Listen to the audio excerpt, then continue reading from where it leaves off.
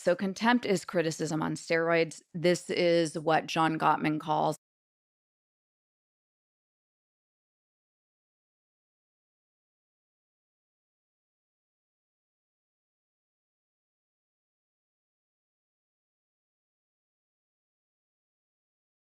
so contempt is criticism on steroids. This is what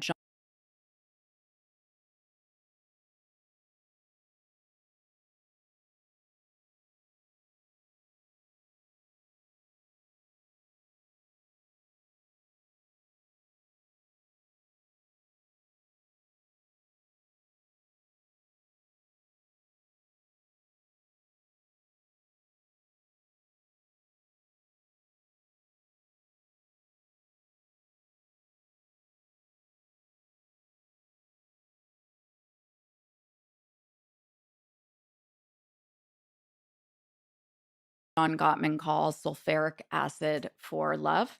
Nothing will erode a relationship quicker than contempt. Contempt is when you are looking at your partner from a superior position. So you are eye rolling, you are name calling. Um, there's a mockery, mocking, even physical mockery, imitating them, imitating their voice. Contempt is meant to just take the legs out from your partner, make them feel pathetic, ridiculous. Um, and it can be abusive, but most people have engaged in contempt at some point in their relationship. Lower level would be sort of the eye rolling, but that is the biggest predictor of a split. The following is a conversation with Shannon Curry, a clinical and forensic psychologist who conducts research, therapy, and psychological evaluations pertaining to trauma, violence, and relationships. She received worldwide attention in April of last year by giving a lengthy televised testimony on her psychological evaluation of Amber Heard during the Johnny Depp Amber Heard trial. I found her testimony to be an eloquent description of complex psychological concepts and evaluation procedures. So I reached out for a chat. In person, she was brilliant, funny, thoughtful, and truly kind. I really, really enjoyed this conversation. This is the Lex Friedman podcast. To support it, please check out our sponsors in the description. And now, dear friends, here's Shannon Curry.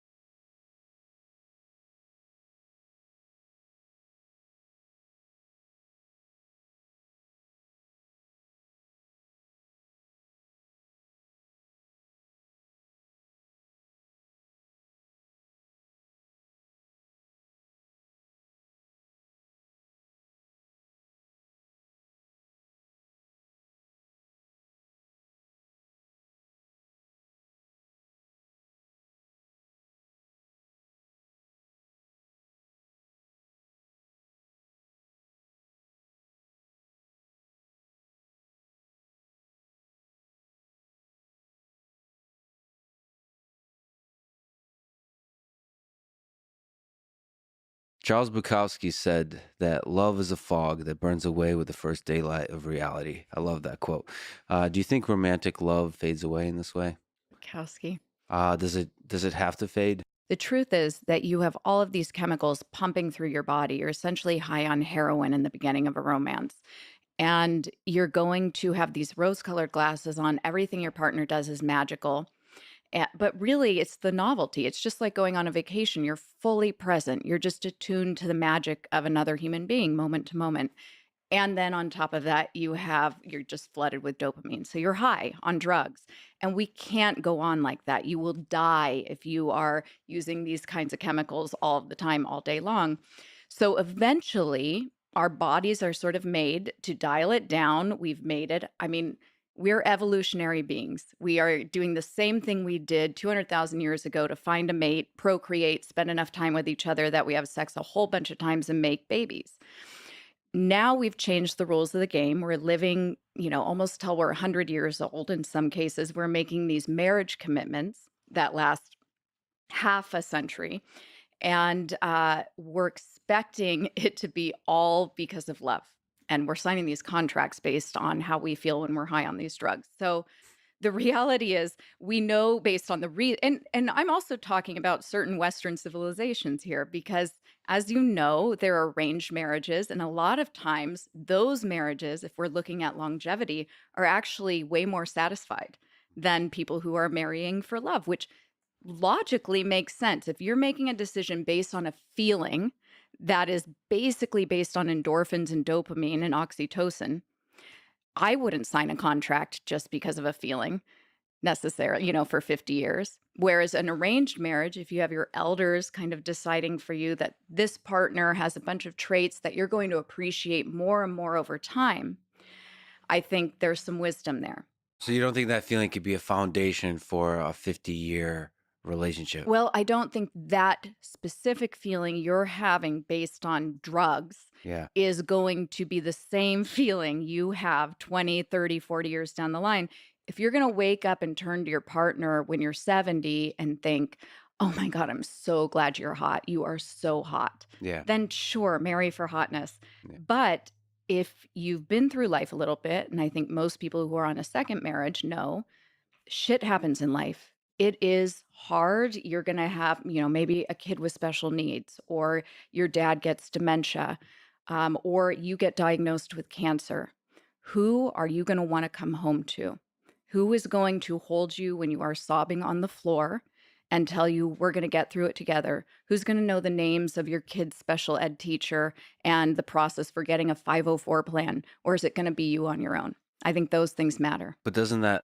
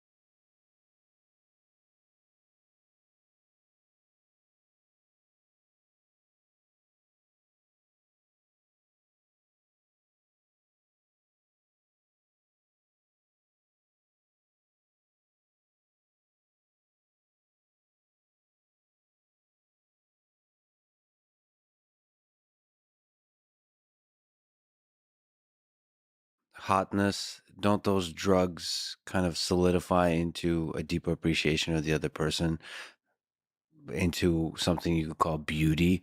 Yes. Uh, They can. But isn't that the same thing? When you notice the beauty of another human being, aren't you high on drugs still? You're making it sound like there's like a brief rock star period of going on heroin and then it's over, but like can't you be on heroin your whole life? A little I have bit some good news. I have microdosing. some good news. That was something I think one of the reasons I got into studying relationships was because I wanted that, right? So I'm a scientist, but I also love art and I love writing and I love literature. I wanted to know that true love could be real.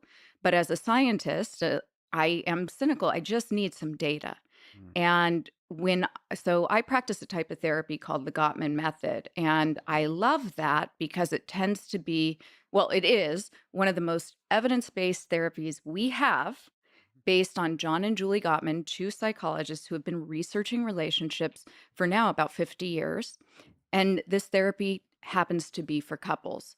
They found that you absolutely can make longevity work in a relationship. You can build. You are not just settling for companionship, but you can have passion and intimacy and growing love and appreciation. But there is a blueprint, a set of skills that we were never given. We're not taught it in school. We changed the rules of the game and we haven't learned the rules yet. And the Gottman method for couples therapy kind of gives you a few guidelines, the rules for the Right. longevity in a relationship. Yeah, they did a beautiful job at taking these findings they had through, decades of research, quantifying it, and then codifying it into a therapy method. It's really skills based. I tell couples when they're starting out with me that they're essentially going to be starting a class. So, what's the 5-to-1 golden rule? What I read is there's the kind of balance you can achieve of how many interactions you have in relationships that are positive versus negative. Mhm. And I think that's what the 5-to-1 means. But basically, there should be kind of an empirical, like if you just look back Yeah. over a month, how many of the interactions were positive, how Or many the were negative, day. or Look the at the day. day. Right? So the idea of this ratio, well, it's not an idea. It was a finding. It is a research finding that the Gottmans got after looking at thousands of couples and codifying these interactions that they were observing. Couples that tend to be satisfied in their relationships, that are happier, they have better health, etc., they are having approximately 5 positive interactions to each negative. And I want to be clear about what I'm defining as positive and negative here. So, this doesn't necessarily mean that these don't need to be big, sweeping romantic gestures, buying flowers, having sex. These are things like paying attention to what we call your partner's bids. We make these bids for affection, for connection, all the time in our relationships, not just with our partners, but with our friends, our coworkers. And we may not even know what our style of bid is, but if you see them on a sheet, you can pretty quickly identify them. Bids could be wanting to show your partner, tell your partner something and have them be proud of you. It could be wanting to go buy groceries with your partner, doing things together. Hey, you want to come with me? It could be telling a joke and hoping that your wife looks up from her email on the computer and acknowledges it. If she laughs, then you've got a positive.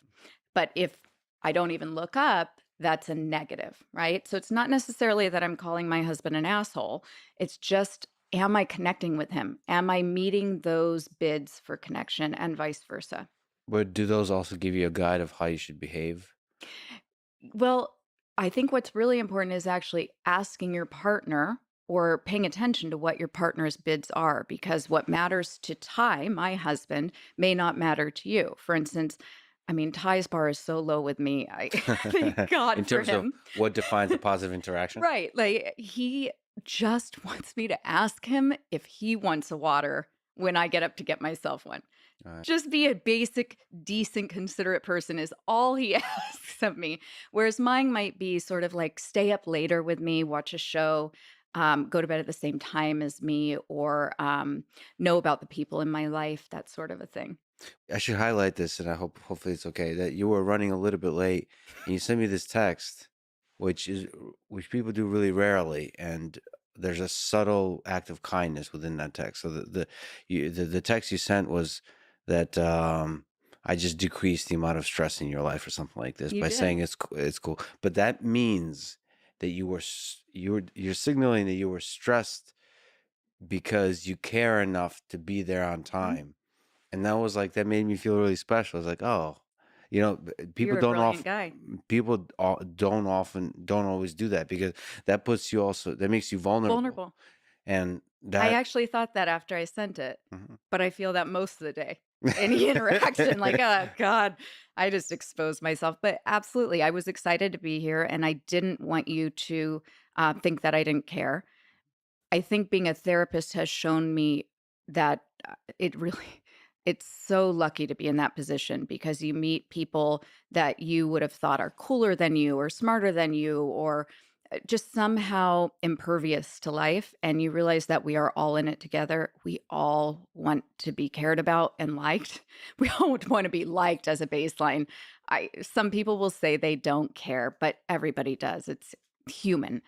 And I have gotten much better being a therapist, much more comfortable showing caring, showing love, and genuineness and vulnerability than I think I ever would have been otherwise. and that kind of vulnerability is what's required to do a positive interaction in a relationship. I think so. And people have different levels of comfort, right? So but as long as it's working for both partners, and typically you have to communicate to figure out what makes your partner feel cared about. However, you might be working, for instance, with an older couple, and I have a couple that's perfectly happy and they sort of have a system. It works for them.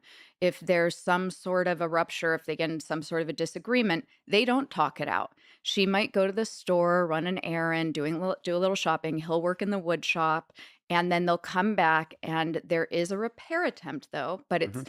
maybe she'll say, "Hey, do you wanna have dinner?" Or come, "I made your favorite dinner," and or he'll say, "Hey, I recorded your favorite show. You wanna watch it tonight?" So they don't need to process it, but there is an understanding between them that we're still in this together, we care about each other, and there's a repair attempt. Most people need to be able to process it verbally and talk about what happened, Oh, but not interesting. all. So for most people, if there's a conflict, you should talk about it and resolve it and repair it versus like just put it behind you. Yeah, I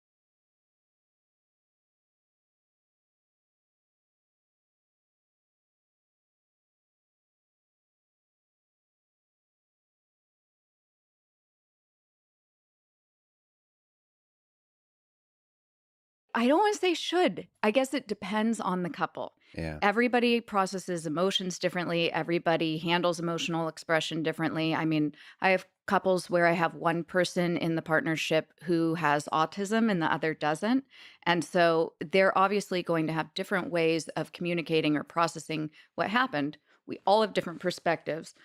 It really depends on what makes a person feel like it's been repaired.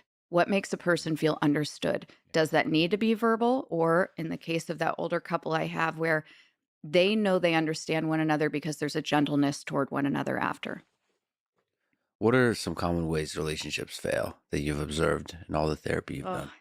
well, the Gottmans identified what they call the four horsemen of the apocalypse. So, Okay, what are the four horsemen of the apocalypse? I mean, I could just keep it simple and go off their research. So, those are four different behaviors that they identify in couples, or that you can identify in couples, that are really highly predictive of a divorce, some more than others, but I'll start with the lower ones. So, one thing that by the way, actually, we all do these things. Hmm. These would be in that 5-to-1 ratio. You'd want to stay away from some of these. These are the ones. So, as they pile up, now that ratio is going to get imbalanced, and then you are headed for a split. Okay. So, the first is criticism. So, criticism is when we have a complaint. Complaints are normal, but instead of owning our own problems, our own feelings, we assume that our perspective is the only valid, accurate perspective. And so we take it upon ourselves to tell our partner what is wrong with them. Hmm. Okay. So there's essentially no real belief that they might have a valid perspective too. So this could look like, you never help me out in that with the house, or even you're so lazy. Can't I just get you for 5 seconds to help with the kids or Yeah. something like that? And then what happens is horseman number two, defensiveness. So not everybody is defensive just because they were criticized. Some people just are more prone to defensiveness than others. None of us really like admitting our faults, so it's pretty natural. But defensiveness is essentially making excuses, or worse, turning it around on your partner, not accepting any responsibility, and definitely not validating what they're feeling. Now, if you get criticized enough, or if you get really flooded, the flooding is what happens when our heart rate goes up kind of around 100 beats per minute. Our frontal lobe shuts down. That's our thoughtful brain, our logical brain. Hmm. And our reptilian kind of hindbrain takes over our thinking, and we just go into fight or flight in a way. We just want to annihilate our partner instead of say anything that would be helpful to the Hmm. relationship.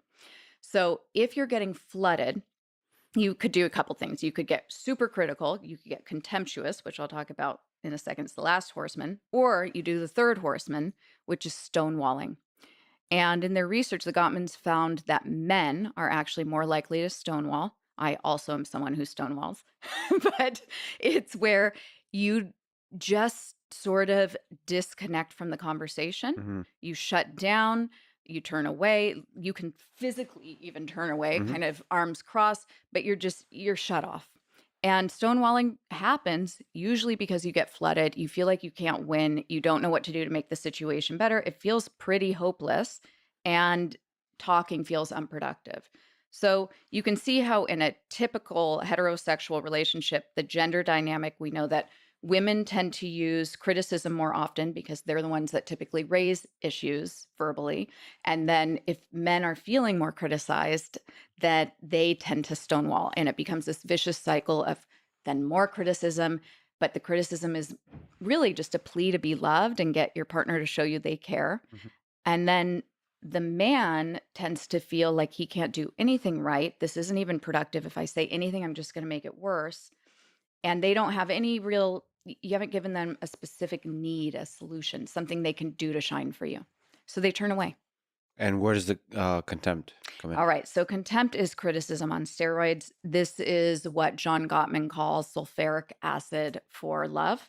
Nothing will erode a relationship quicker than contempt.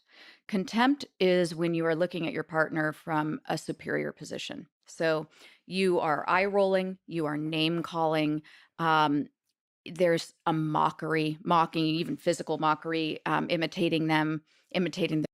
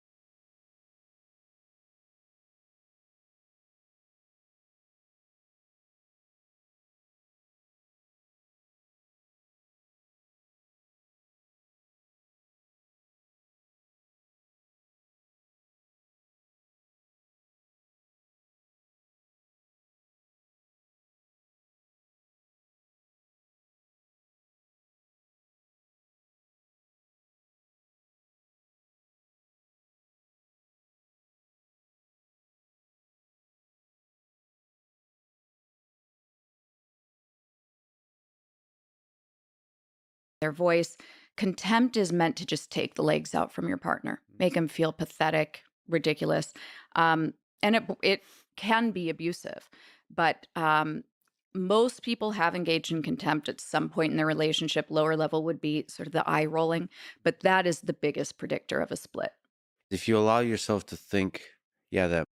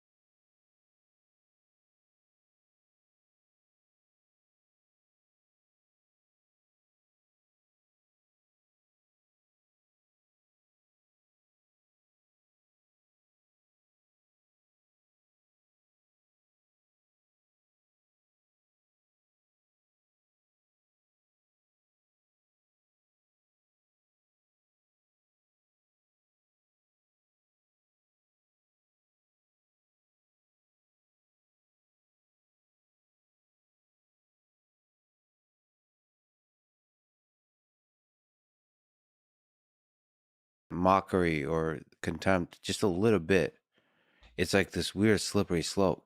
Sure is. And the opposite is true, where I just look at a person and think, wow, isn't that the most like wonderful creature I've ever seen in my life? Like just think that. And you notice the That's little lovely. details about who they are. Hmm. And so I just observe them the way you observe like a weird like peacock at a zoo or something like that. Intention is powerful, isn't it? Yeah. And it changes. It changes. You start to Yeah. notice beautiful things and then let the things that annoy you Yes.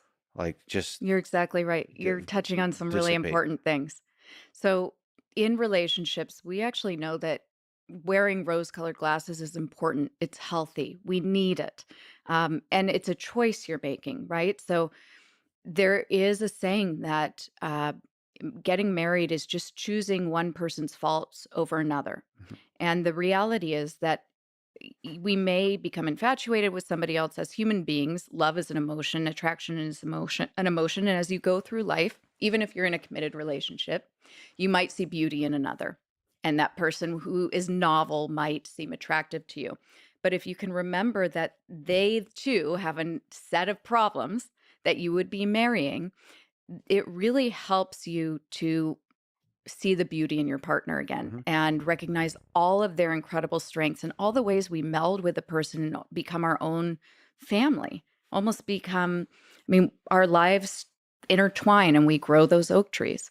So, by the way, there's a line I read somewhere that when you're wearing rose-colored glasses, all the red flags looks just like flags. So, I think I love it's that. a good line. I love that. So you think that humans are fundamentally, all of us are fundamentally flawed or have flaws. They're unique flaws, and that Mhm.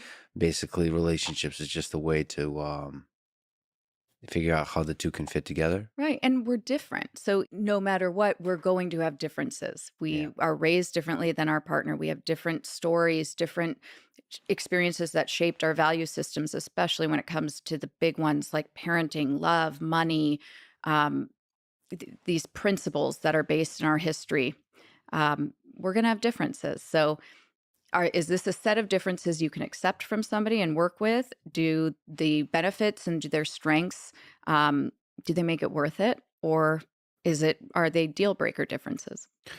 Tricky question, but Sure. in the couples you've worked with, is there like the feminine and the masculine? Is there different dynamics that come into play, like dominant, submissive? Is it like a dance where it just changes from minute to minute? Is there dynamics that you observe that both limit and enable successful relationships? Yes. So there are, if we're talking about masculine, feminine, Then now also are we could get into, are we talking about actual gender, identified gender, or are we just talking about these traits? Because like I said, I stonewall, which is typically in couples, something that is more associated with straight men. Um, but that's my style of coping when I get overwhelmed. That is not tied to any sort of success or non success of a relationship. But what we do know is that gay couples, so lesbians and gay men, tend to be gentler with one another when they are having conflict discussions. So that's actually been identified in the research and it's something I've witnessed and it's just fascinating. So with my straight couples, I'll be going through one of these, if we're processing a conflict that occurred, I'll be going through the sheet and it's very, very structured because you don't want couples doing more damage when they're there with you. You want them practicing skills that protect them from criticism, that protect them from contempt. And when I'm working with a straight couple, I am like a referee, or sometimes I'll relate it to being like a ski coach and keeping people on a bunny hill. And you tell them, you let them make like two turns and then you stop them Mhm. and you meet up again because you don't want them to veer off. With straight couples, you are doing very short turns before you need to kind of intervene and rescaffold. I had a lesbian couple recently, and they were so lovely with each other. They skipped like 7 steps to the advanced final portion where they were already coming up with solutions and suggesting things that they might be able to do differently next time to make it better for their partner. They were asking each other questions about how their partner felt with no agenda, no attempt to sort of be like, "Well, do you think you're feeling that way because," which straight couples do all the time. You just see this humility and openness. It's lovely. Yeah, it's love.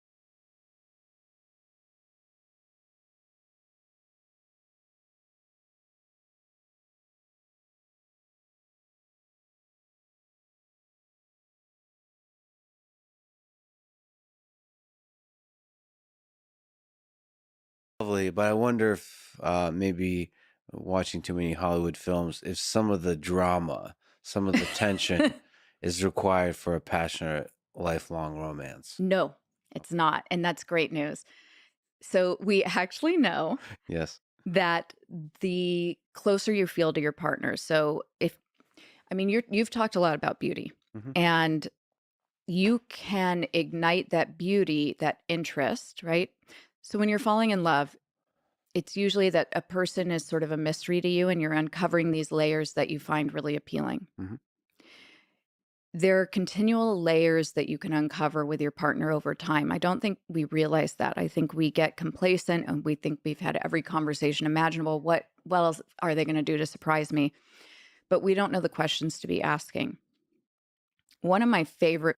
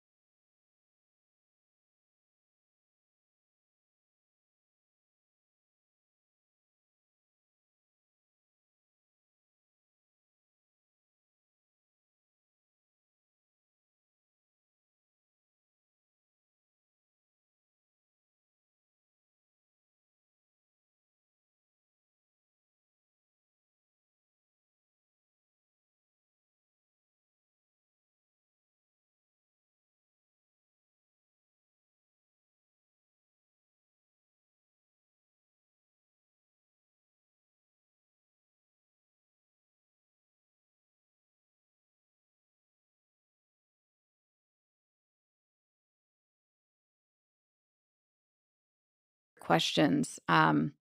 I like turning these conversations kind of into a quiz because I get bored easily. Okay. So you rather than just asking an open-ended question, there's a way you can do this with your partner where it's sort of like the dating game. Like, Mhm. what is my as of yet fondest but unrealized life dream? And see if your partner knows. You might not even know. Mhm. They might know you better than you know yourself. That in and of itself is a beautiful reminder of the relationship and how special it is. But then also, when they say it, or when you realize or have to think critically, like, what is my husband's as of yet unrealized but fondest life dream? And then you can talk about it. You just, I don't know, you just kind of transcend into this new area and you feel tight again. You feel like you feel close. Well, you really talk to each other. Like Yeah. I've recorded and without intending to publish podcasts like this with Hmm. microphones with friends, with people close to me. Because it's literally that. You get to ask questions like as if it's an interview. Right. And we don't do That's that exactly it. The way with you're each talking other. with me, Yeah. sit down with your partner, have that conversation. Like years later. Right. Show interest. Actually be curious. See what they surprise you with. And actually what you learn is you don't know the answers to most of these questions. 100%. You- Exactly. like what's your favorite movie from the 80s? You might not know the answer to that. It's like those first date Right. questions or whatever. Or what's your favorite movie this year and Yeah. why? And why?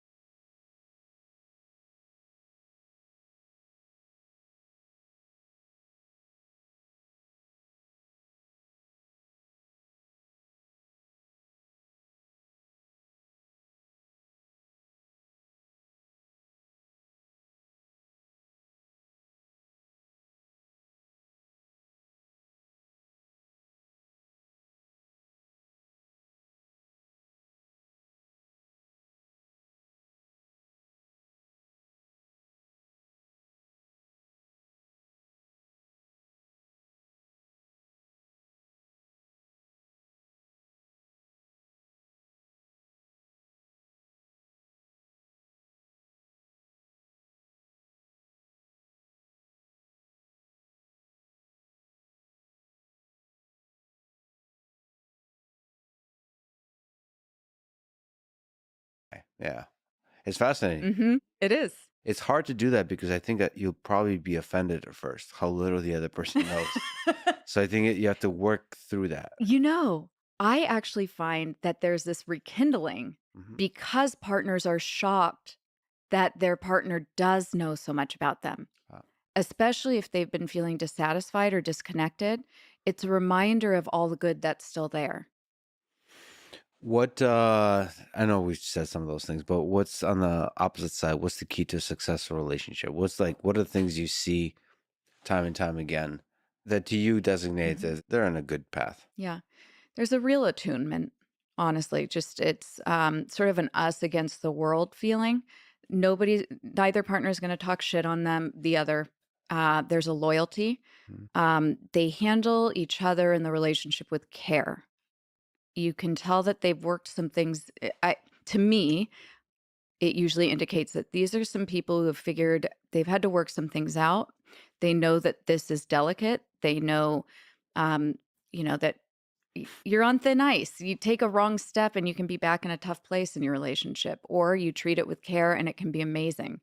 So they're careful with one another. They give each other compliments. They are considerate. So you'll see, he'll bring the car around for her because it's raining, or um, she'll bring him home some takeout.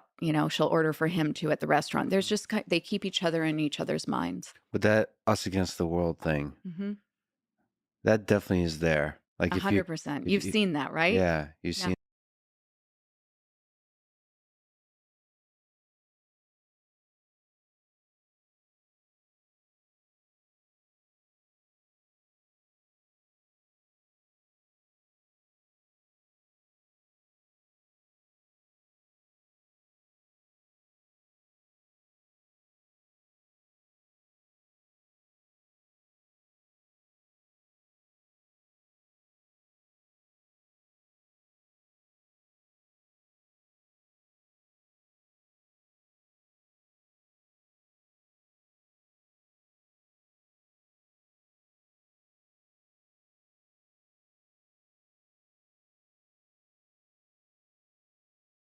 it, and you've seen it like I like it when couples have been together for a long time, and when one is talking, the other one looks at them.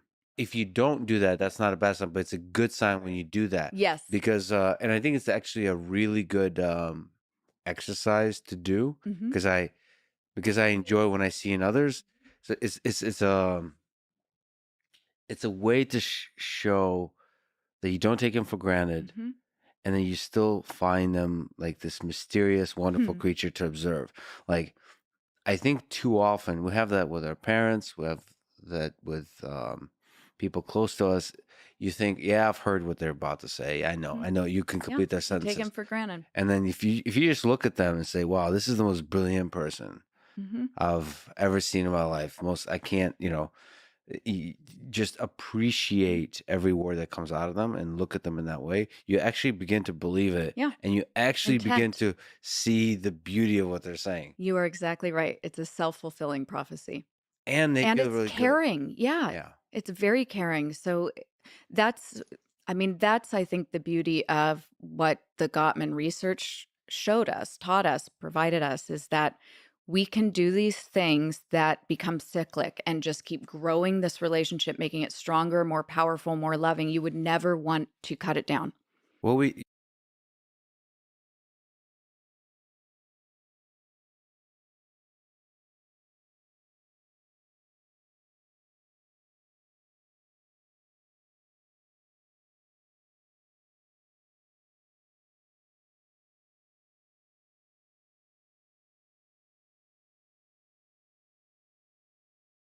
you were talking about the sheet for conflict processing. Mhm. What are we talking about? So like a couple will come and say like there was this conflict Mhm. and you put it on the table and then what does it mean to process Well, it? so in that Gottman method of therapy, there are all these different, hundreds of different interventions. And based on what the issue is in that session, you can decide the most appropriate intervention. Oh, And so this is a specific intervention for if it is a conflict that occurred, and there are different types of conflicts. So this would be more like an incident.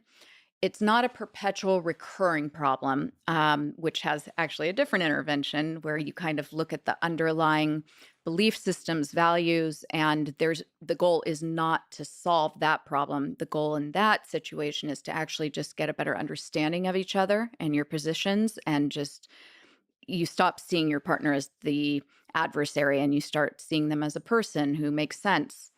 um, but if there's been a specific event, a specific fight that's just sort of situational, but it's left bad blood, things were said or you didn't feel understood. This intervention I was talking about is one that you would go through a series of steps where first you identify the emotions that you were feeling, then you describe play by play your movie, your perspective. If your partner were looking through your eyes, this is what they heard, saw, thought, then they saw this, then they heard this. So you're not saying, yeah, then you came in and were yelling and acting crazy. You're saying, so then I saw you come in, I heard you say, and I thought to myself, well, great. Now everything's ruined, right? Mhm. So you're showing them your movie. Then they have to summarize the movie for you, and then vice versa. And then there's this step where each person validates some part that they can understand.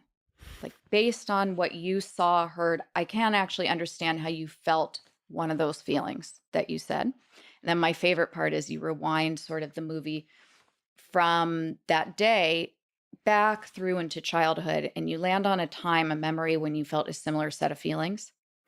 And this is like the most beautiful part ever because let's say the feeling was I felt misunderstood, I felt misjudged, uncared about, unloved, like you didn't even like me. And I'll say, when did you feel that way? Land on a time and they're like, my whole childhood. You know, my mom was always accusing me of doing things I wasn't doing, and it would set me up. And my dad would come home, he'd hear about it, he would just believe her. And then you have like a partner climbing up on the couch to like give their partner a hug while they're sharing the story. It's beautiful. And it changes the way you interact in future disagreements.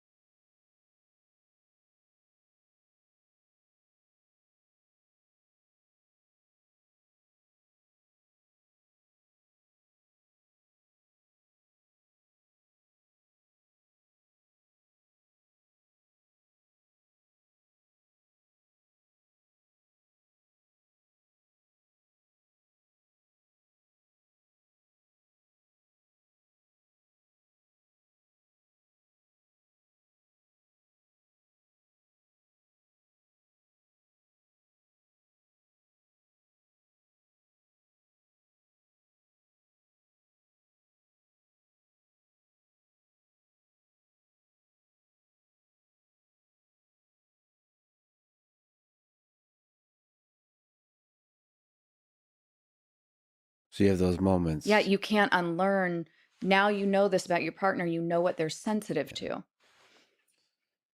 Yeah, and again, you kind of see the beauty and the flaws then. Right. And yeah. It all makes sense, Yeah, right? it all kind of makes Yeah, sense. so you maybe Yeah. were in this dumpster dive in your head of how your partner sucks and all the things that are wrong with them and it's so hopeless. And then you get this light shining through and you realize, oh my God, of course they would be sensitive to that. And suddenly it's not about all the ways your partner is wrong and proving that they're wrong. It's just, how can I in the future make sure they do not feel this again? I would never want this person I love to misunderstand me and feel so unloved. What do you the early days of that? What do you think about the whole modern dating process? How do you find a partner that you can stay with for the rest of your life? So we are absolutely doing it wrong. And but there is a way you can do it. And I am such a fan of this psychologist Tai Tashiro. I adore him. He is brilliant. He's lovely. He's also very humble. just a wonderful salt of the earth guy. I'm going to tell you a very true story here. Uh-huh. Okay. Let's go. I was in a bad relationship and I was at a psychology conference with my partner at the time. Mm. We were both at this conference and we were sitting in a lecture hall there for Tai Tashiro to do his talk that day on his phenomenal research on relationship satisfaction and dating. And I was sitting next to him, and we'd been, it was just always unpleasant on trips. There were always fights. We're sitting there, and Tai Tashiro starts talking about his research and how he found that most people are, signing this agreement, getting married, and doing it based on the love endorphins. And really, only about 35% of anybody who's married is actually happy. And he said, so then, you know, It's a and pretty low number. exactly. But here's what I love about Tai Tashiro is he didn't stop there. He wanted to know what those people who were happy had in common. And then same thing with the people who were unhappy. He found a couple fascinating patterns. So the couples who were happy tended to rate their partners higher in three different traits. And I love talking about this because if you are somebody who can follow instructions, you can find this. I mean, very easily. Those three traits tend to be conscientiousness. Okay. And I love the word conscientiousness because it's not just kindness. Kindness is a good way to think of it, but you can be kind and kind of be a pushover, and that's not attractive. Conscientiousness is smart, attentive. It's somebody who reads into a text message and thinks, wow, she was making herself very vulnerable there. Hmm. That's conscientiousness. I like how you just threw in a compliment. No, but Appreciate it. it's true. It's a certain intelligence, awareness, and Yeah. attunement. Yeah. And then on top of that, conscientiousness is motivated. So you can't be on your ass all day and be conscientious because then you can't meet the needs that you anticipate about the person. So conscientious is that guy who drives the car around in the rainstorm so his wife's hair doesn't get met. It's my husband who checks my alarm for me every morning because he knows I'm terrible at time management and he makes sure that I set it a reasonable amount of time before my first meeting Yeah. and not the 20 minutes I think I need. Yep. And then he'll come wake me up with a cup of coffee. That is ultimate conscientiousness. And it is true. I mean, I will tell you, as somebody who's with a conscientious partner, your love increases over time as you continue to feel grateful and admiring of that person. The second one, you want somebody who is low in a big five personality trait called neuroticism. You want somebody emotionally stable in a way. Now, this doesn't mean you can't have somebody who doesn't get the blues or struggle with mental health issues. Trust me, Ty is with somebody who, I'm all over the place. But you want somebody who kind of owns their shit and isn't going to just be emotionally unstable all over. You want somebody who is generally happy Mhm. and has some life satisfaction. Um, Having a partner who has serious, not mental health issues, but unmitigated emotional distress and instability is really hard on the partner. And it's really hard on other family members, including children, if you have children. So it's just a predictor of happiness. So there's a certain threshold of chaos that if you Well exceed it, said. it's going to be destructive to a That long-term is relationship. a perfect description. But It's then about again, chaos, not the mystery chaos you love as your with your little poet brain. yeah, I'm talking more like just somebody who there's just no peace. yeah, There's no peace. There's a problem with everything. Everything becomes more difficult. Going to a party is a chore. You don't know if they're going to have a meltdown at the party or how many complaints about your friends or um, everything is a problem. So you want somebody who has just some resiliency, I think is a good term for it. yeah. Some flexibility. Some spice is okay, but not too much. Like Right. the Flexibility, resiliency, easygoing. yeah, Okay. The uh, third yeah, is really interesting, I think.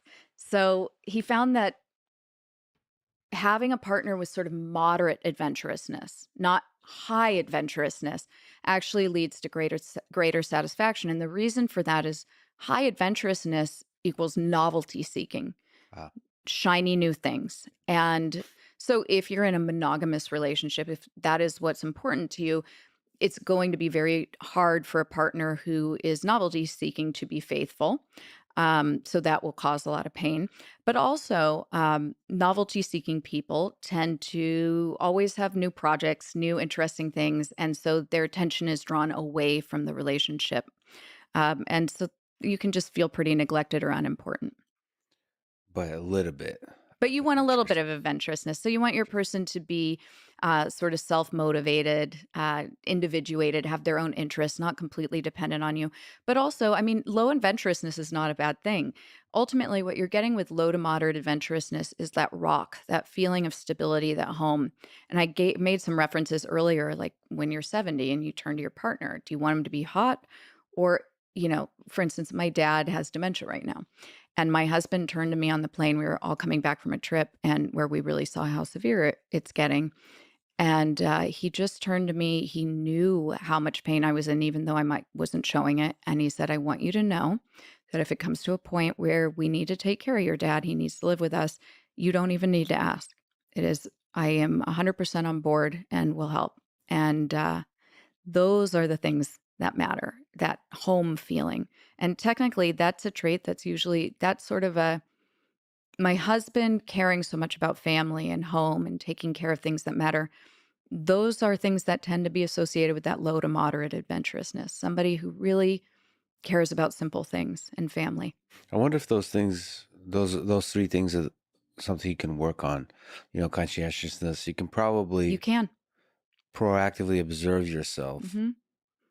and do it more regularly. Right.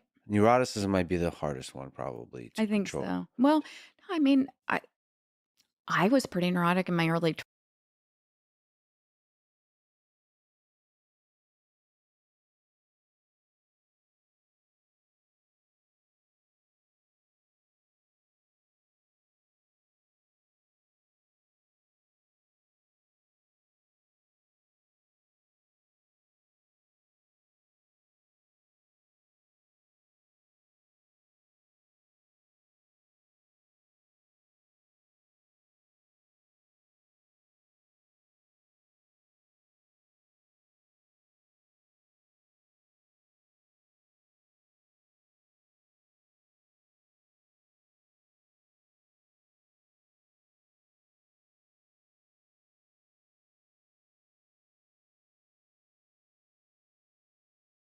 20s.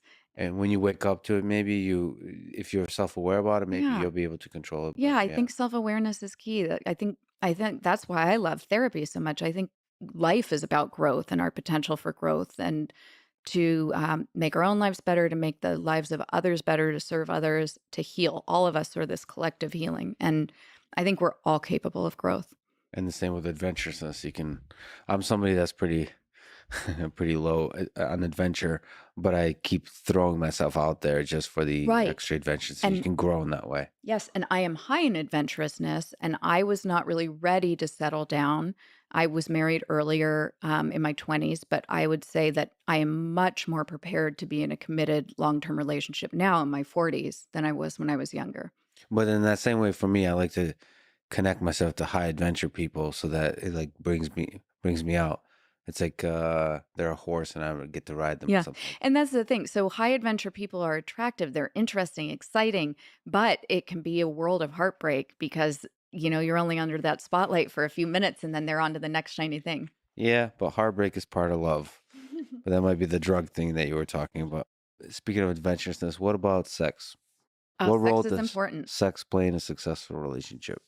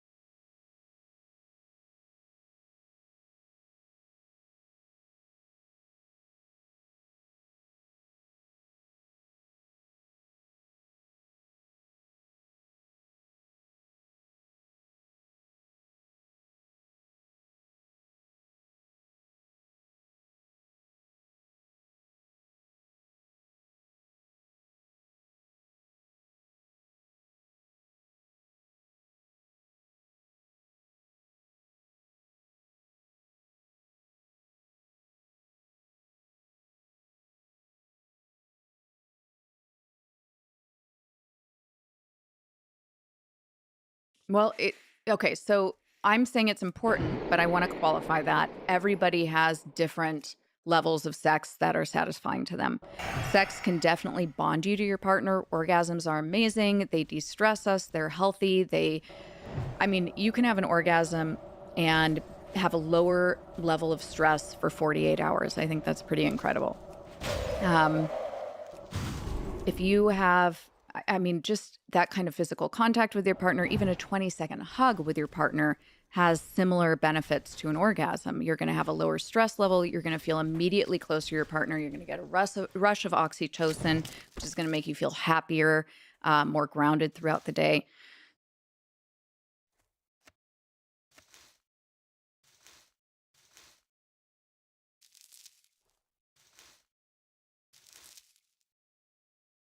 So that's a 20-second hug.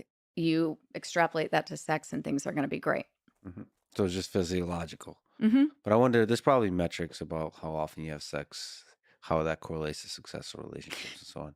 Well, there are, but it really has more to do. It's sort of like, remember, I was talking about processing conflict, and what matters is, do people feel like it's been resolved? Do they feel like there's been a repair? Not necessarily how they go about doing it. Same with sex. Does each partner feel sexually satisfied? So that could be once a month for one couple. It could be 5 times a week for another couple. It could be never for other couples, truly. Um, I mean, so sex has a ton of benefits, but its absence isn't necessarily detrimental, I guess, would be the qualifier, depending on who you are. And I know couples that use sex as part of the conflict resolution process. It's hugely effective for that if it works for both parties, Yeah, all yes, parties, that's not true. just both, all. That's true. What do you think about infidelity? Um, you know, what's the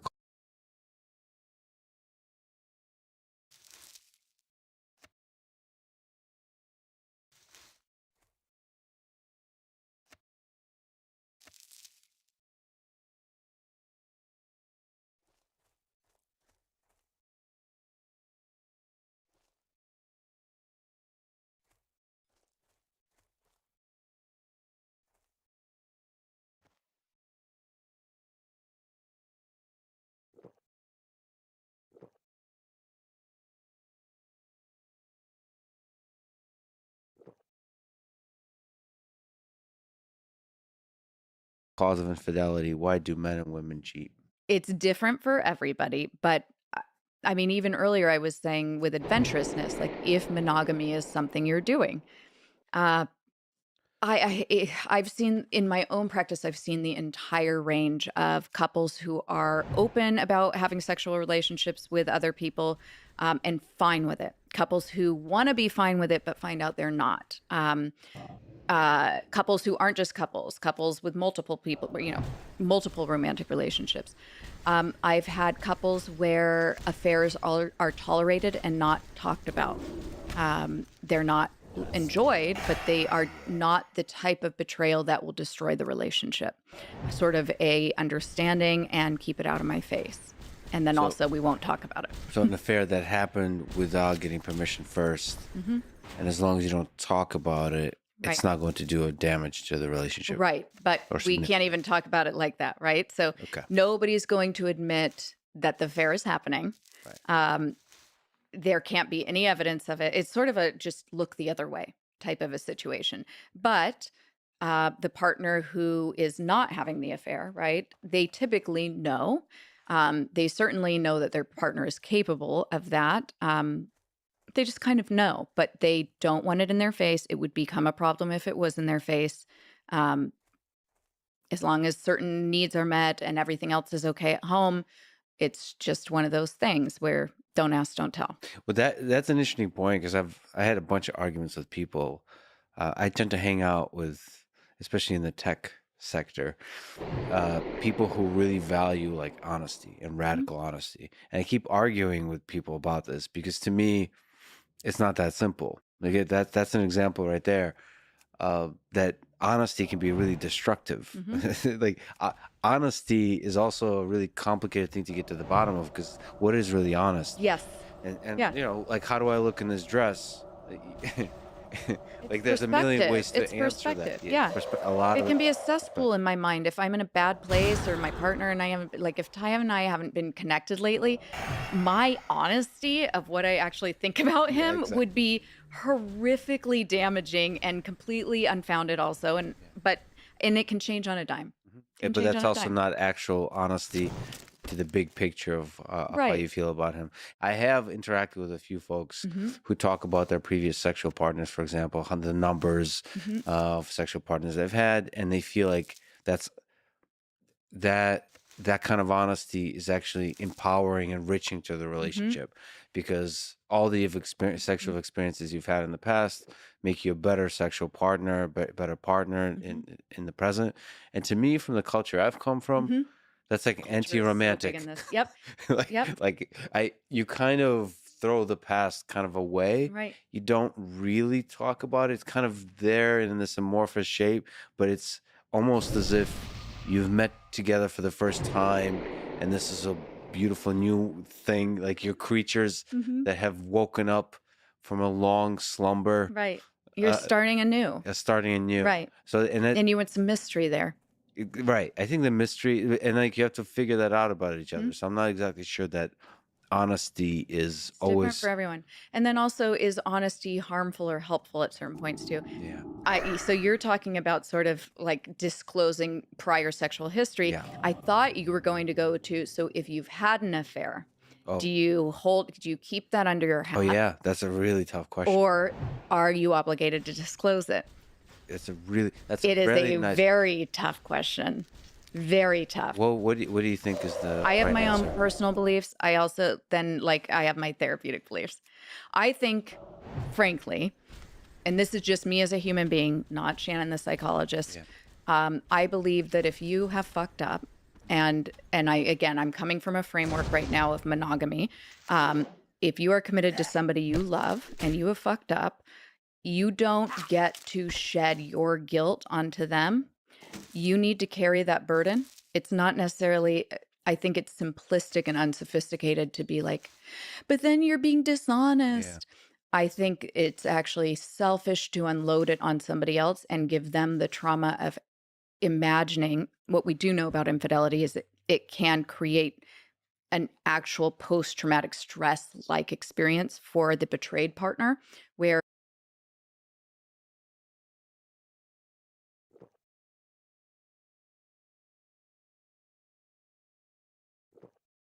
they are having intrusive thoughts about it. Those are unwanted thoughts and it's uncontrolled. It comes in at multiple times a day. They'll have depressed mood. They'll have nightmares about it. Their entire sense of security, safety, self esteem gets shattered Mhm. because of your actions. I think it's kind of, yeah, moralistic and naive to think, well, they deserve to know the truth if you actually know the harm that that sort of betrayal does. Um, Especially if you truly mean to stop it, right? So Mhm. if it was a one and done, or if it happened and you've stopped it and you do not intend to do it again, frankly, I think you live with that burden.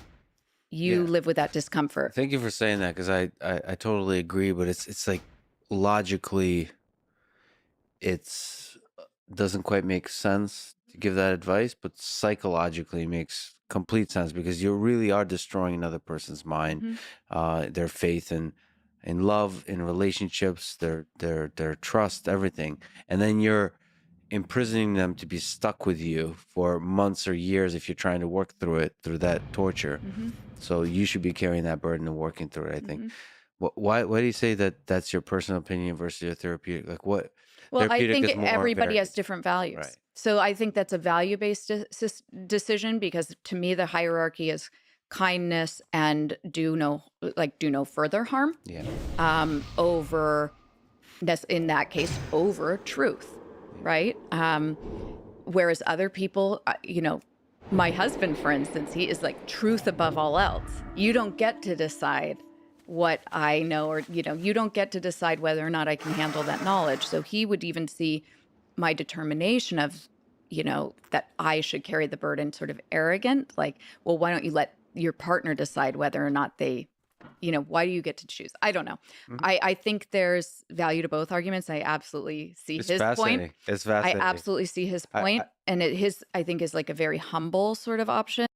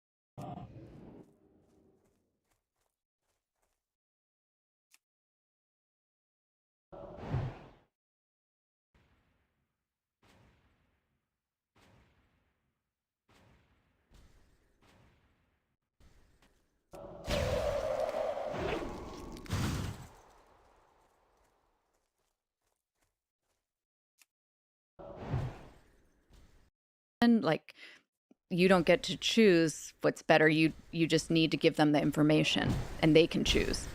But I think, I don't know, I think it's kinder to hold. I think it's going to cause your conscience more discomfort to hold it. And I think there's sort of a cleansing we do when we share that information. I think in real life, most people disclose it because they can't stand the secret anymore themselves. That to me is a selfish act. Have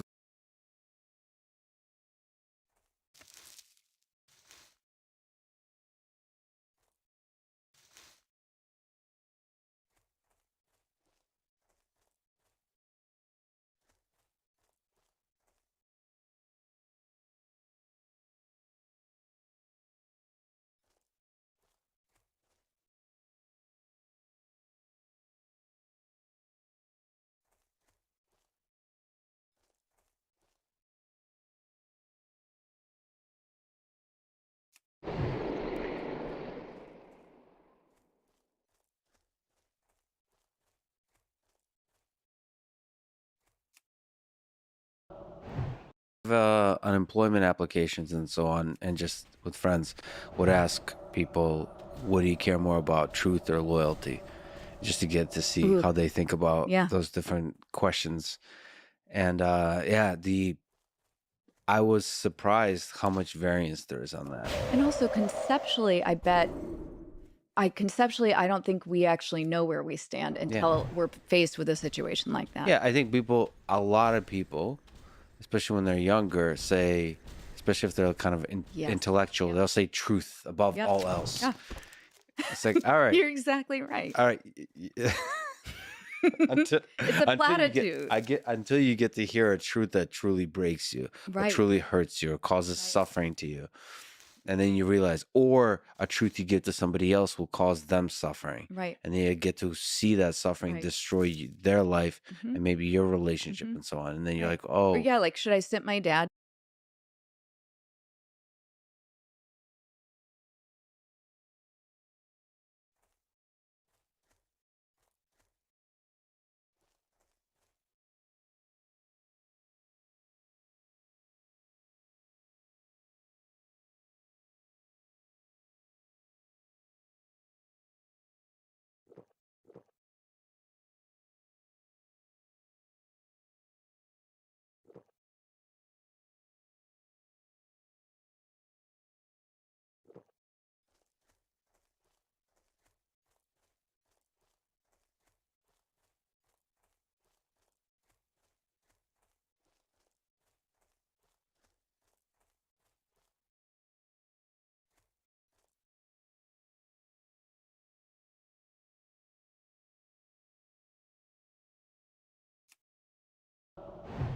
down right now and be like, Dad, your dementia, like you have dementia again today. I'm going to tell you, you have, yeah. Dad, you're not making sense. No, it's not going to be discussed. We're going to make him comfortable. And I mean, yeah, I think truth can be a little bit of a platitude Some sometimes. of those complexities are all the things involved in the challenges of what makes a relationship work, right? Hmm. What do you think about open relationships in general? My worldview is such that I see the beauty and value in monogamous Hmm. relationships just for me, Hmm. but I'm also open to the possibility of what works for other people. Have you done any kind of work with the people in open relationships As clients or as research? clients? Oh, yeah. Yeah. Is there some interesting differences in between open relationships and monogamous relationships? I think that may have been actually what was behind my question about the satisfaction with them being on the extremes. My hypothesis essentially was, is it because if you are really all in, you've worked out some of the kinks? I think I've seen um, couples who are trying it out, like for the first time, it tends to get a little haywire.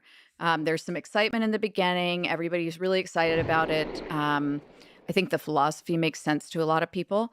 Uh, the science of it makes sense to a lot of people. But we have been raised in a society that is pretty monogamous. So there isn't a lot of scaffolding around it. And there's a lot of inner conflict, I think, for people to go away from the values that they've been taught since they were kids.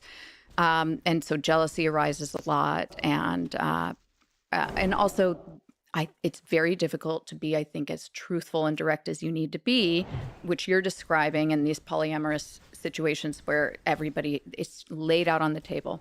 So I think that's something that may be practiced. In my own work with clients, I've just noticed that the partners who are happier in these situations who I've worked with, they are more experienced at it. Yeah. They seem to have it down. You testified in the Johnny Depp Amber Heard trial. Based on your role as a clinical and forensic psychologist, it was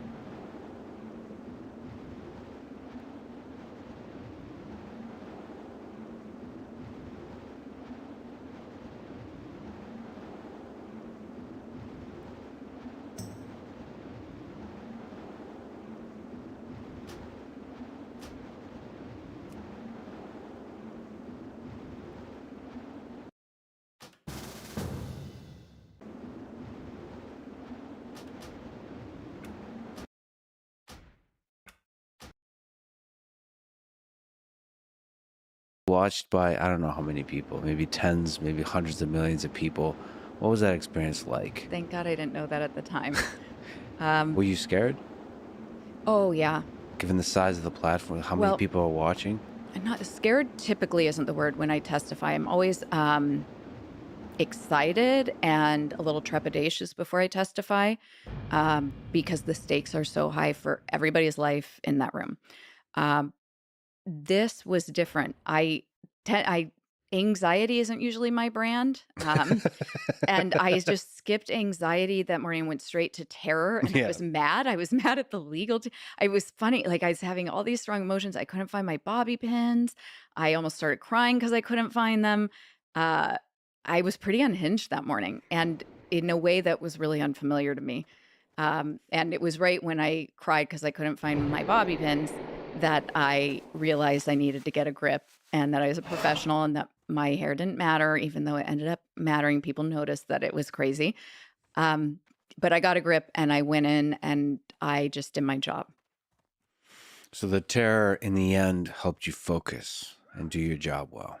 I think it does. And it's a little scary though, because I know what fear does cognitively. And there is a sweet spot where you want some stress and then you can be really acutely focused and attuned. But then if you go over this threshold, you get sort of that frontal lobe shutdown where you're not thinking clearly. And everybody knows that experience from taking a really stressful test at some point, like in high school. And then they're going over the answers with the teacher in class later. And they're like, how did I miss that question? I know that. You're just in a different state. That's when you have too much stress.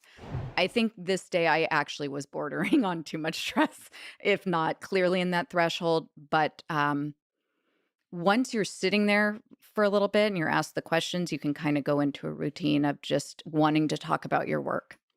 So what is the work, the job of a forensic psychologist in that context? In the Depp Heard trial, I was serving as an expert witness based on a psychological evaluation of one of the parties. So, forensic psychologists can serve the court or in legal matters in a number of ways. They can act as a confidential consultant for an attorney on a case. Or they can even assist with jury selection. They might testify without doing an evaluation if they're just coming in to testify about sort of a subject matter. And then they wouldn't be answering specific questions to either of the parties, but just talking more hypothetically about a field area. In this case, because I was ordered to conduct an evaluation, I evaluated one of the parties, and then you provide a report to the court with your findings, and then you testify as to what your findings were. But from my perspective, just watching you, you seem to have held it together really well. So what do you attribute that to? So you said like it calmed down after you were able to ask the questions. So to me, if I were just to put myself in your place, it seems like the internet and the world would be very nitpicky about individual words. Hmm. You're speaking from a place of scientific rigor, and so Hmm. you have to be very precise with your Very wording. precise. I would feel like so much pressure about each single word I Hmm. choose. Did you feel that pressure that you had to be extremely precise with the words? Always. The pressure is so high going into testifying. I think that's where I feel the most pressure is preparing and literally the moment until I start having to answer. And then I don't even have the luxury of thinking about myself because it is so important that that answer be clarified and understandable to the court, that that becomes my focus. And that's the godsend, is that I can stop thinking about how scary it all is because I need to pay attention to explaining something.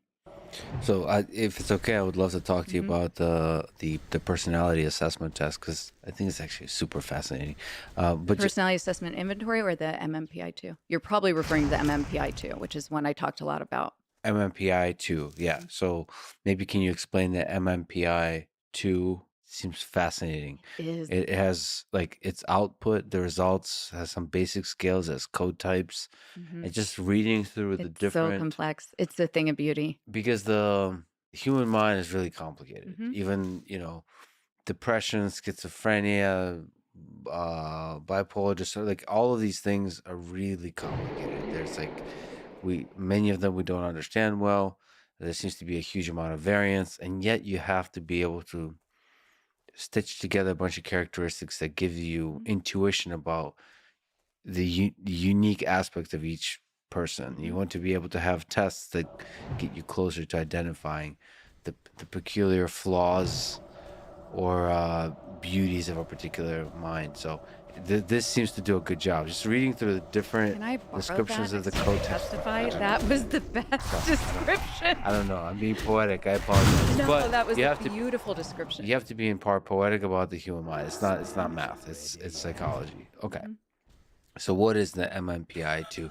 Like what are we talking about here? Like it's a questionnaire. Yes, that's a great start. So it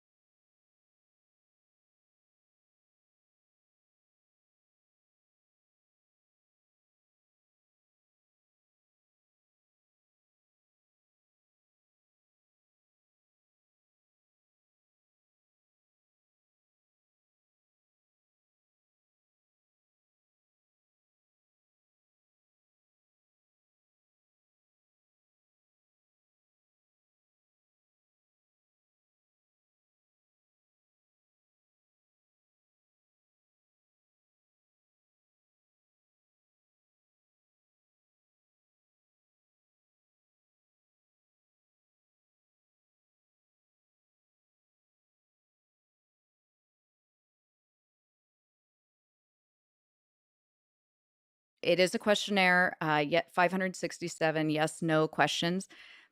I'm going to tell you what's most beautiful about this test. So they used an empirical keying method to develop it. What that means is that they didn't have a bunch of psychologists get together and say, let's ask them, let's make sure that we identify people who have somatic complaints or physical complaints by asking them questions about like numbness in their hands, nothing like that. What they did instead was they threw, like take 1,000 questions at a group of people who they know had a certain mental illness and a group of people who didn't have that mental illness. And then they looked for patterns in what the people with the mental illness endorsed as yes and no of those random questions. Hmm. So it would be, for instance, there's a bronze light fixture right there. One of the questions out of the 1,000 might be, I like light fixtures that are bronze, true or false. And they looked for correlations in the way people would answer to these completely innocuous, just boring questions. So there was no real way that a test taker could foresee the point of answering. Hmm. And so, because they can't foresee, it's very difficult to cheat to get to a conclusion that you Very want to. difficult. And not only that, but you can imagine using that approach, you can then look for patterns for almost any type of response style, for any type of personality trait, any type of mental illness. You just get a comparison group and then a group who's using that specific strategy or has that specific mental illness or has that personality trait. And you just look for patterns. And there's a scale output of different kinds, So and I there's think, code types. yep. So you've got validity scales, and those are just fascinating and often one of the most useful parts of this test in forensic contexts because they show you how a person is approaching the test, how they're answering questions about themselves. So, for instance, you can see if they are tired. You can see if they're kind of responding randomly. You can see if they are in an unsophisticated manner trying to make themselves look perfect but not very nuanced. You can see if they may be deceiving themselves and truly believe that they are perfect, whereas others don't see it that way. You can see if they're exaggerating. You can see if they're exaggerating because they're truly, it's a cry for help. They are in extreme distress, but they feel as though they need to really punctuate it to get Hmm. people to notice. Or you can see if they're exaggerating in a way that is, driven for a specific outcome or gain. It's just fascinating, and it's the most well-developed assessment we have for a person's approach to answering questions about So, themselves, so it gives you the context about how honest they're being. the state of the person as they're answering them. Yeah, yeah, their honesty, their how forthcoming they're being, and how accurate they're being. And then the result of the classification based on the test are these code types. Right. Well, so you have these clinical scales as well. You have 10 clinical scales that look for different kind of primary clinical pathology issues. This test doesn't tell you anything good about yourself. At best, it just tells you that you're not responding in a way that is dishonest and that you are not hugely problematic. But it's not looking for strength. So you have these 10 clinical scales that look for variations above the mean of the population. Hmm. In certain areas, anywhere from, depressive symptoms, manic symptoms, physical complaints, anxiety, nervousness, aggression, social engagement, a whole scope of human experience. And then there are much more nuanced scales from those, so little subscales. And then the real power, though, of the MMPI-2 is in, as you said, these code types. And these code types are additional patterns that have been detected that really can be more defining of a personality. So you look for peaks. There can be either two extreme peaks or three typically that make a code type. And those peaks are higher scores Hmm. on these personality traits. And specific code types can give you a very nuanced picture of a person's general approach to life and their personal relationships, just their personality. So you can build on top of those code types an understanding, yeah, of how that person's going to deal with different kinds of Mhm. situations. Mhm. And then there's, by the way, a lot of code types. There are a lot of I was code looking at types. them; There they're are a pretty lot. interesting. It is I want truly to take this test. fascinating. As I wanted to see which one I would. I have given it to some people in my life. It's just phenomenal. How hard is it on your side of the table to give the test? Oh, it's easy. You just proctor it. You just make sure that there's no distraction, that they're well rested, they are sitting there and they can just take it in front of you. So I guess the questions, because the questions are well designed in that it's hard to mess with them. Mhm. You just give It's the very hard to beat it. You just hand it to them. and it's yes and no. It's yes and no. Okay.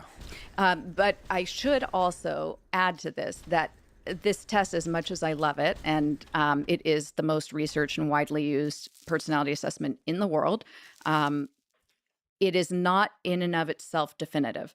So you use it like you already have sort of a hypothesis, and you use this for clarification. Sure. And it has a ton of value for showing somebody's response or their approach, um, how forthcoming they're being. But other than that, you really need to consider it as a piece of the puzzle. You had said stitched together earlier, and that was just one of those points you made that was perfect Mhm. for describing this.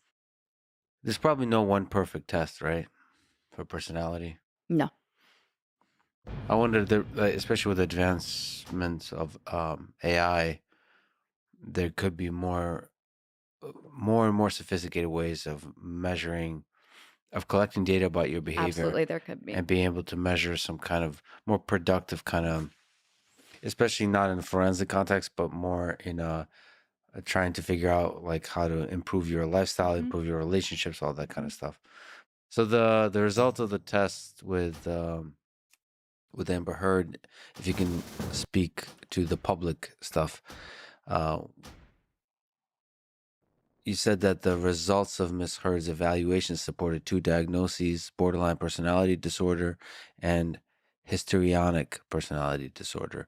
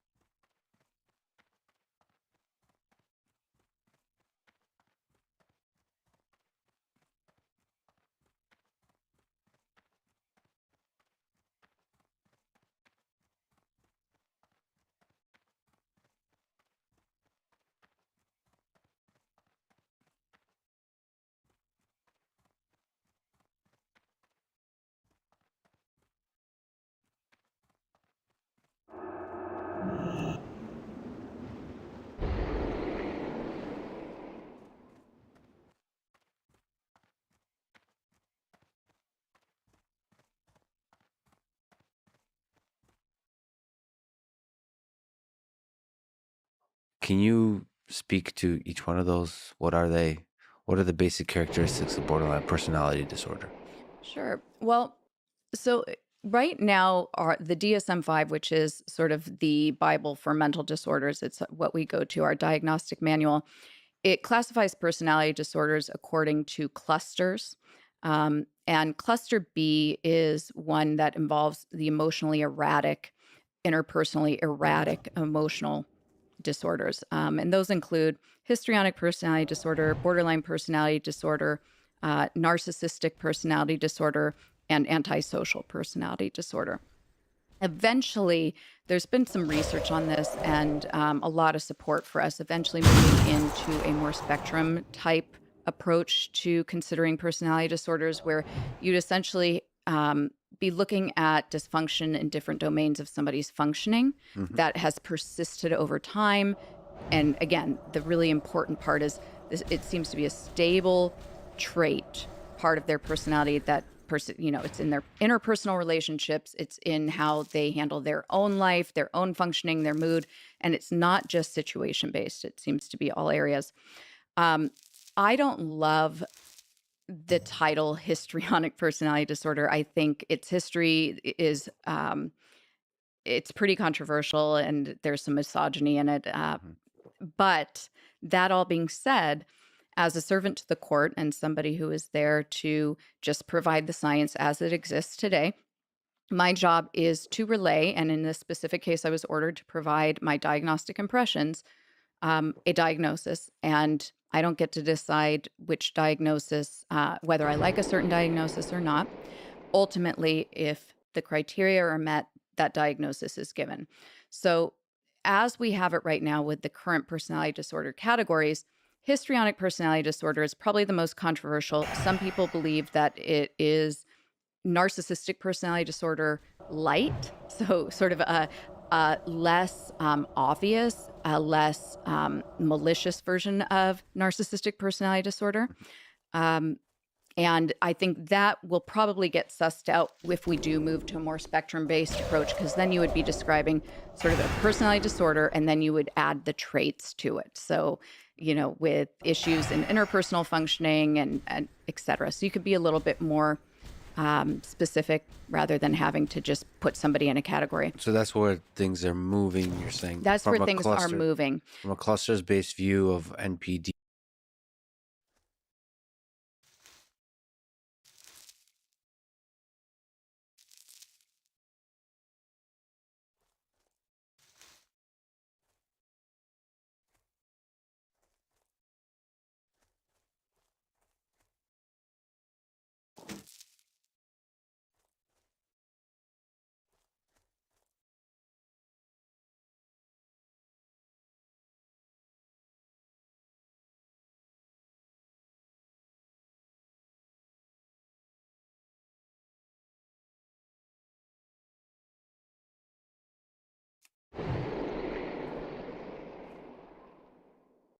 Antisocial personality To disorder. more of a spectrum with Um, personality dysfunction, then you list the traits that are there.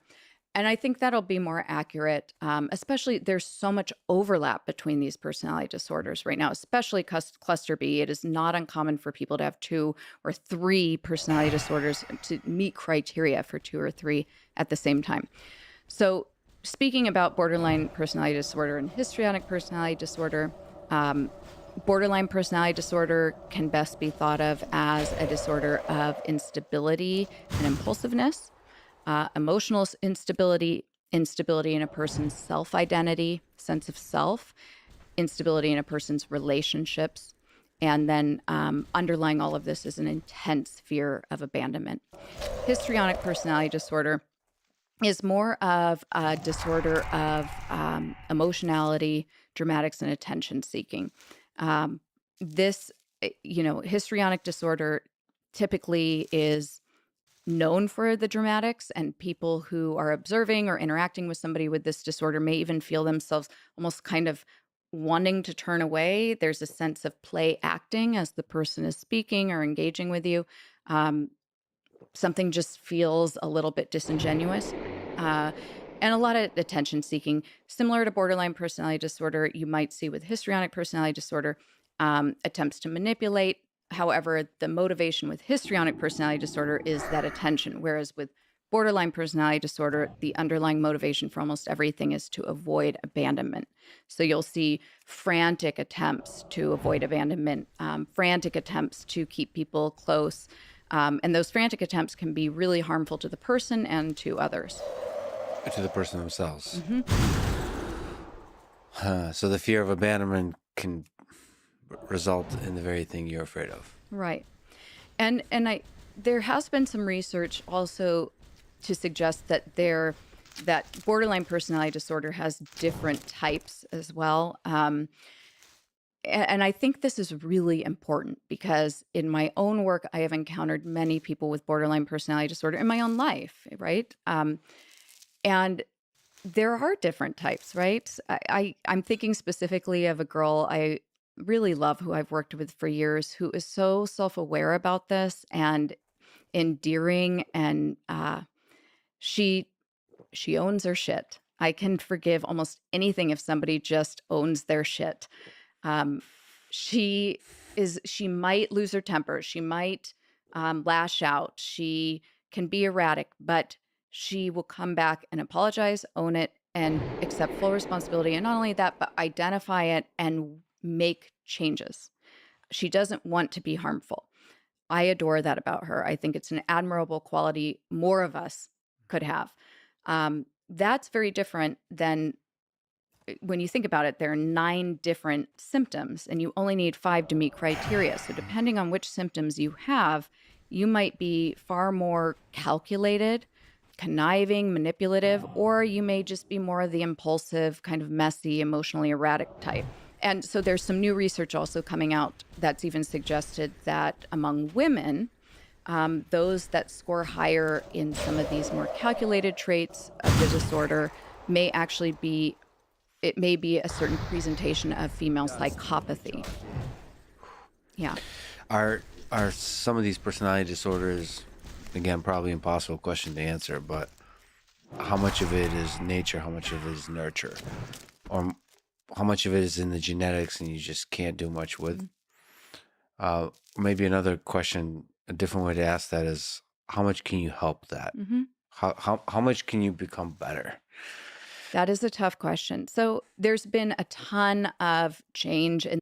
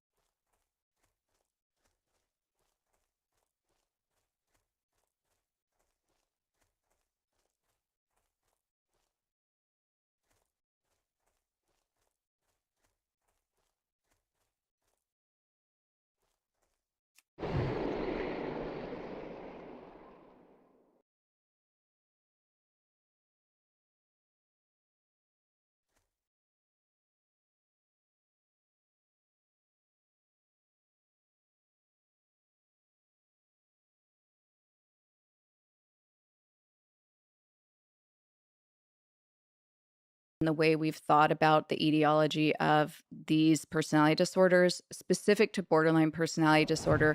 I think in general, the view is that most people believe that it was associated with neglect or trauma in childhood. While there is a correlation there, there's a correlation between that and many mental health issues, not just borderline personality disorder. There is evidence to support a genetic basis for this personality disorder. And there are people who have borderline personality disorder that report no childhood trauma or difficulty. And I have seen, sometimes things just happen. So I think it's a mix. I think we need to think of it as biopsychosocial, which is generally the answer to most things when you're talking about how a mental health issue comes to be. Uh, I certainly think that in most cases, and here's just me speaking personally again, I think in my own work, in most cases, what I see is that somebody may have some sort of predisposition. Then they go through certain life events and learn patterns of behaving that may serve them well as a child in a dysfunctional situation, but end up being very problematic later on. Or they just have enough hardship that that gene, whatever it was lying dormant, that little borderline personality disorder gene expresses itself. And you'll see that with things like schizophrenia, depression, anxiety disorders. There tend to be certain ages where you'll just see that expression happen. All right, for the record, it got cold in here, so we upgraded with a blanket. Uh, you look cozy. Just as a question for me, just observing the trial, it was interesting that first of all, it's a really raw and honest exploration of a intimate relationship between two people. Oh, yeah. It was interesting to watch. I suppose I haven't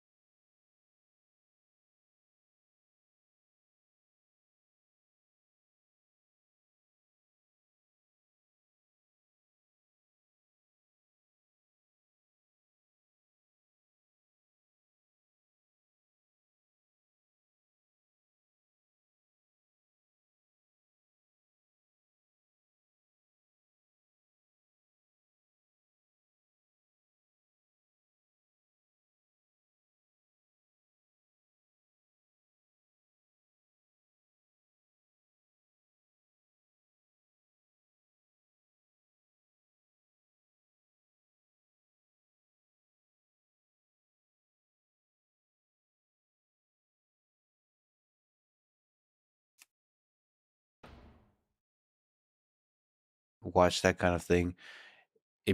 Made me think about what makes for a good relationship. All the many things we already talked about in this conversation. It was useful for that. But also there was raw recordings of two humans interaction.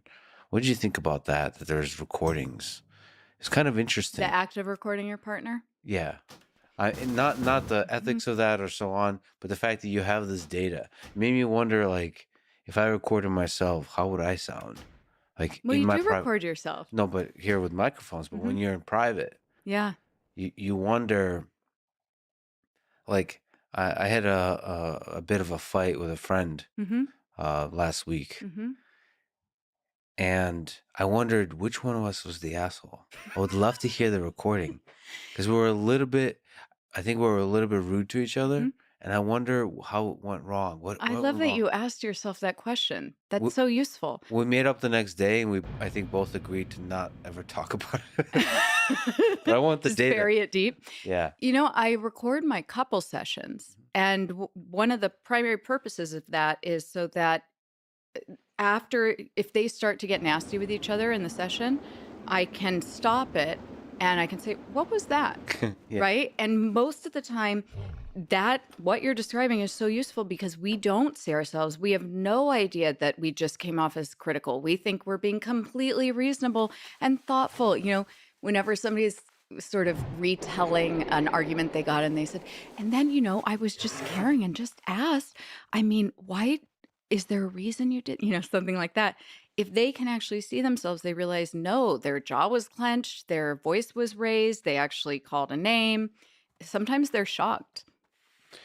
So just a quick, just to linger on it, you labeled Amber Heard as a 3-6 code type, going back to our discussion, which can mean that, quote, she's heavily concerned with image, prone to treating others with cruelty, unable to admit responsibility for wrongdoing, and prone to externalizing blame. And then I also went into the MMPI-2 list. 3-6 includes anxiety, tension, rigidity, fear of criticism, suppressed hostility merging in passive or episodic aggression, suspiciousness, egocentricity, what else? Projection. What can you say about that code that is not captured in the different personality disorders? Um, what are we supposed to do that from a forensic psychology perspective? And what are we supposed to do that in general? Forget the 3-6. In general, these kinds of code types in that context, in the context of a trial. If I'm understanding you correctly, it's sort of what's the point of these code types? Yeah. Um, Thank you for asking the question better. but I don't know what I'm doing. I just actually honestly really find MMPI too fascinating. I love that you do. Yeah. I love that you get it because to me, it's it's almost unbelievable that humans created it. Mhm. But I think that goes back to that empirical key method of creating something that enabled it to be as robust as it is, and something that is very difficult to beat, if not impossible. Um, but the code types really, so it depends on, in any forensic case, what really matters is the psycho-legal question. So what is the legal question? And then what is the psychologist's responsibility in assisting with whatever question they're being asked? And there's some questions we can't answer, some that we can. You don't always need to provide a diagnosis when you're asked to provide a report. It depends on the jurisdiction. It depends on the statute. Some jurisdictions actually require a diagnosis. In this case, I was asked to provide a diagnosis. So when I'm considering a diagnosis, you're integrating multiple different sources of information. You're integrating an examinee's self-report. You are adding collateral data. Usually, I wasn't able to obtain collateral interviews in this case, and that was a decision of the court. They said no collateral interviews, but typically that would be something that you would add. You're looking at records, ideally from birth up until the date that the alleged injury occurred. And I'm speaking now specifically to a personal injury evaluation or something where somebody is claiming that they were harmed psychologically. But you want as many records as possible to show how a person functioned before that event occurred and how they functioned after. And you want it to show financial functioning, physical functioning, academic functioning. Basically, where is there evidence that something in their life changed? Where is there evidence that harm occurred other than from what they're telling you? And in addition to all of those records that you're reviewing, in addition to their self-report, then you're also going to give some of these tests like the MMPI. So the code types are really that strength of the MMPI-2. It gives you really nuanced information about a person's personality. Now, again, you're not going to use the MMPI-2 or any other test by itself to diagnose someone or, decide that the person is telling the truth, not telling the truth. It is just another piece of data. And when it's working the way it's supposed to, it lines up really nicely with all of the other data you're getting, including what you've observed from the person during your interview with them, the information they're giving you, or inconsistencies with the information they're giving you, the consistency or inconsistency of their self-report from the records, what the records themselves say, et cetera, et cetera. So it's helping you clarify and clarify and clarify the picture you have Yep, of the just person. dialing it down more and more. You're just making sure that it is as accurate as possible. Okay, so given how huge this trial was, given how eloquent I know you don't think of it that way, but from a public perspective, you were like the star because of how That's well you did. insane. I mean, I'm pretty sure Camille's the star. Camille is also incredible. I've gotten a chance to interact with her. She's somebody that really inspires me by how good she is at her job, how much she loves her job, and how much the fame, the money, whatever, has not affected the basic core integrity of who she is Right. as a human being. So she's also incredible. Okay, what's the takeaway for you personally from the trial? How has it made you a better person? How has it changed or solidified who you are as a psychologist, as a forensic psychologist, clinical psychologist, and so on? Wow. I mean, a lot happened in my life around that trial, leading up to the trial, after the trial. Um, so let's tackle forensic psychologist first. Sure. Okay. So, in terms of forensic psychology, I am grateful to that trial for really strengthening my abilities. The stakes were so high that I was retained about 2 years prior to the trial. So, I really delved deep into the academic side of forensic psychology and making sure that I was adhering as closely as possible to standard practices, best practice recommendations for this specific type of an examination. It was intellectually awesome and challenging. I felt like my brain was on fire for a full year leading up to the trial, and that can be really, really fun. It was just challenging, but I am really proud of the work I did. I think the stakes were really high. It's serious work.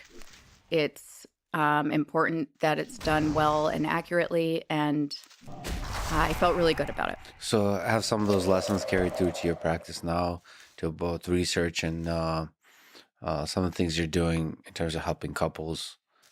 Uh, no, I mean, my practice hasn't changed that much. Mhm. This was more just something that was more, it demanded so much more of my time than my typical forensic work does. And personal injury cases, or in cases where there is an allegation of trauma or psychological harm, tend to be super labor intensive. Yeah. This, given the magnitude and how long it had been going on in the back and forth, required a ton of work before the trial as well. So it pulled me away from the practice. I think it's been nice to go back a bit.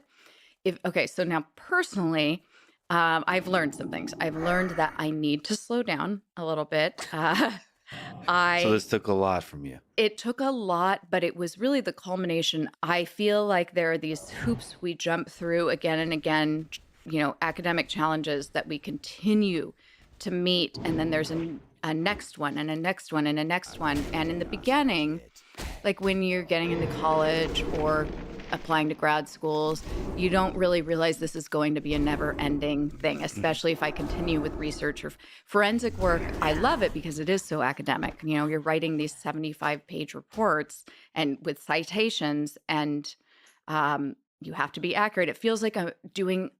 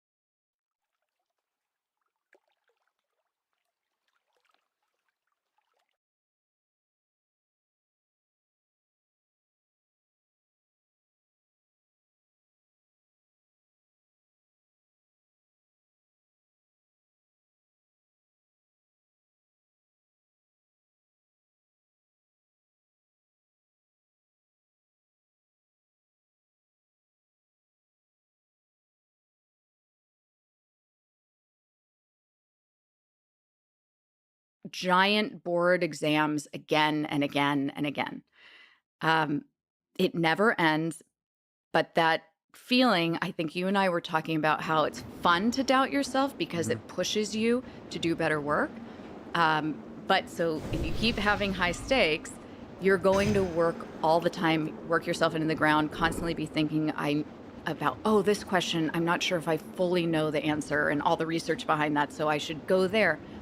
And again, super fun, but I don't just do forensic psychology all day. I also own a clinic.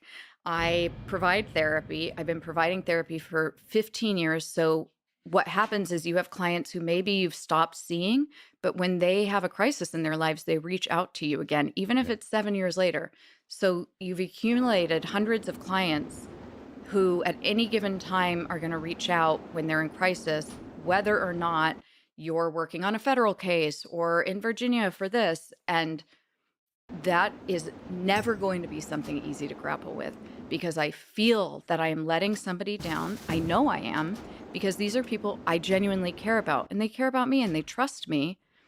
And I want to be able to be there for them. I know that it's disappointing if I can't be. And it's also very difficult to separate out the professional therapy relationship from loving someone who you've seen through some of the most difficult parts of their lives. And I can explain that to people all day long, but it doesn't necessarily mean that it's going to be easy for someone to accept when I can't talk to them and they just found out, their husband was leading a double life or, their sister just died and I can't even get on a call because I'm getting maybe 15 messages like that a day and have to testify and have to run my practice. It's Um, so I think that was why I need to slow down. This case, I was doing all of that. Um, and then, like, the academic load or the work involved was just tremendous. Um, and some stuff happened. Like my dad, he started having his cognitive decline. I got a medical diagnosis that is stress induced. Um, I really thought I was getting away with it. I really believed that people who talk like a lot about self care were kind of full of shit Mhm. and just didn't know how to push themselves. I still believe in pushing ourselves, but I think I kind of traversed into an area without realizing it where I was no longer pushing myself to challenge myself or see what I was capable of. I was almost pushing myself like as a necessity because I didn't know what else to do anymore, just an obligation. Mhm. It wasn't even, yeah, I wasn't pushing myself to do. The Deb Heard case reminded me of that feeling of pushing myself to do something I wasn't sure I was capable of and overcoming that challenge. That was rewarding. Mhm. But when you're piling that on with like running a business and all these other things and trying to be perfect at all of them, that just starts to become like a feeling of necessity and it's not healthy. That said, you somehow manage to hold it all together, to put forward a masterful performance, and like you said, still take care of all these clients because you're the most important person in their lives for many of them. Is there a secret to that? Is there any hacks? Is there I don't sleep a lot. I don't get a no. And honestly, it's not 100, it's not health. It's a work in progress, Mhm. right?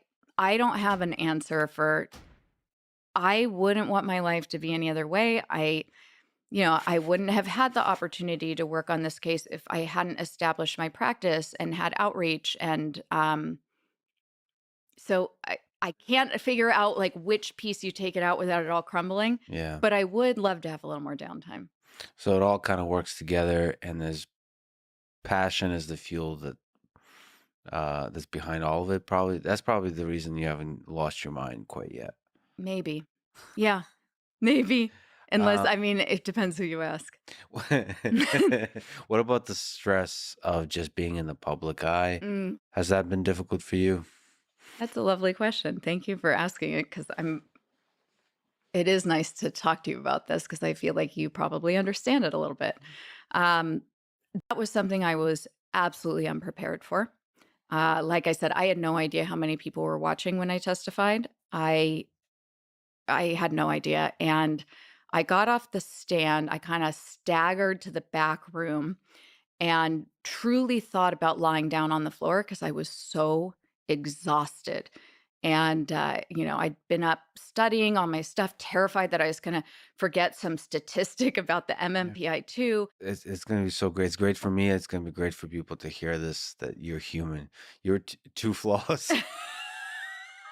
Um, that you're that's extremely stressful for many, many hours. I wondered how you can sit there for so many hours and stay so focused and listen so well. It's so difficult. Well, I mean, I could talk about that too. The moment I came to, almost like came back to my body and realized where I was and just wanted it to stop and felt like I was burning alive. I just was thinking, I don't want to do this anymore. I don't want to do this anymore. Is this going to stop? And then another question came and I just had to get back to it.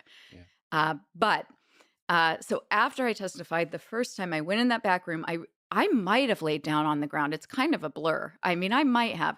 I do remember that Wayne Dennison, one of the senior managing partners at Brown Rudnick, who is a phenomenal guy and absolutely brilliant. I will be indebted to him for life because I trusted him. I trusted him, and that made all the difference in probably how I testified. But he came in the back and he was looking at his phone and he said, "You're on the cover of Time," something on, like Yeah. Apple News.